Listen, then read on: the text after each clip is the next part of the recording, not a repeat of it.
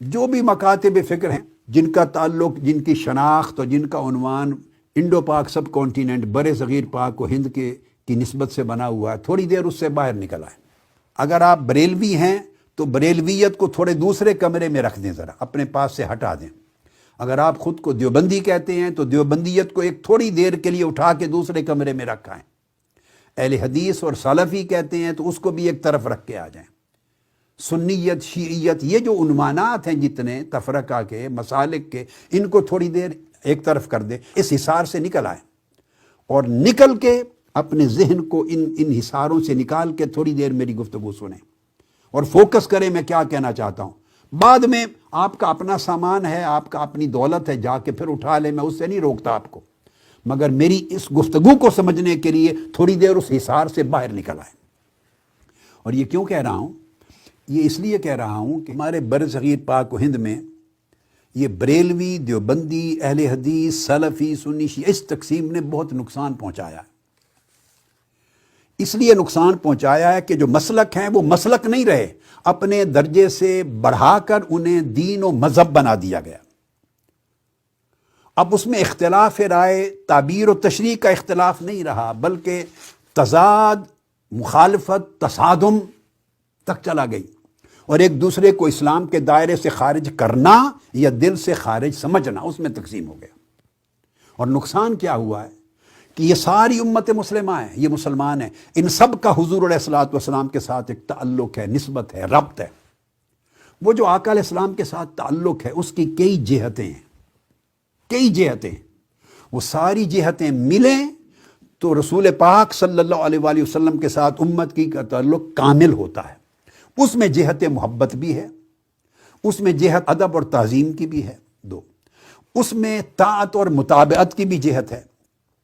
اب طاعت اور متابعت کے لیے حدیث و سنت و سیرت آ جاتی ہے، اس کی بھی جہت ہے۔ پھر ساتھ اس میں فکر آخرت ہے، دعوت حضور کے دین کی نصرت اور دعوت اور تبلیغ دین کی بھی جہت ہے۔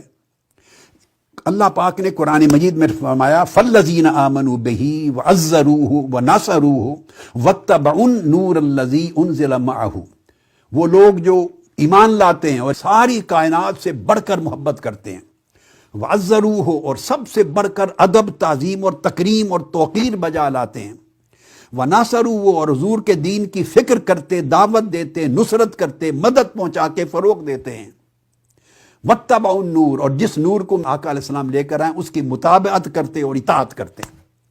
قرآن مجید نے یہ تمام جہتوں کو جمع کر کے اس کو تعلق قرار دیا کہ یہ رسول پاک صلی اللہ علیہ وسلم کی امت ہیں، یہ ان کے سچے فالوور ہیں۔ تفرقہ سے، فرقہ بندی سے نقصان کیا ہوا کہ یہ ساری جہتیں دراصل ایک ہی تعلق کے حصے تھے، جز تھے۔ جب مسلک، مذہب اور دین کی درجے پر چلے گئے تو کسی نے محبت اور ادب اور تعظیم کی جہت کو قابو کر لیا اور باقی جہت میں رفتہ رفتہ کمزور ہو گئے۔ کسی نے اطاعت اور متابعت کی جہت پر فوکس کر لیا، باقی جہتیں کمزور ہو گئیں۔ کسی نے حدیث اور سنت پہ فوکس کر لیا، باقی جہتوں پر توجہ نہ رہی۔ کس نے فکر آخرت اور دعوت اور تبلیغ پہ توجہ کر لیا، نصرت پر، نصرت دین، باقی جہتیں نہ رہیں۔ اس کا مطلب یہ نہیں ہے کہ ایک امر کو پہ ترجیح کو ترجیح دینے والے دوسرے کا منکر ہے، منکر کوئی بھی کسی دوسری جہت کا نہیں ہے، مگر جب آپ ایک پر فوکس کر دیتے ہیں تو دوسرا ایسپیکٹ، کئی جہتیں آؤٹ آف فوکس ہو جاتی، ان کی اہمیت عملاً کم ہوتی چلی جاتی، ان کا مزاج اور ان کا ذوق کم ہوتا چلا جاتا۔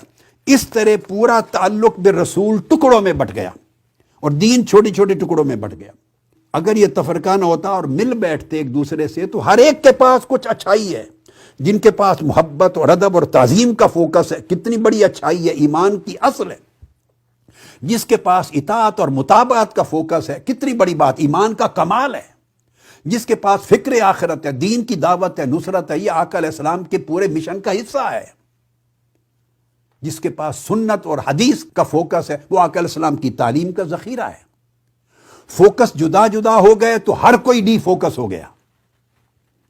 اگر مل بیٹھتے تو ہر کوئی ایک دوسرے سے کچھ خیر لیتا اور کچھ اپنی کمی کو دوسرے سے سیکھ کے کم کرتا، اور یہ والا دوسرے سے کچھ خیر لے کے اپنی کمی کو کم کرتا، ہر کوئی ایک دوسرے سے انٹریکشن کے نتیجے میں لیتا۔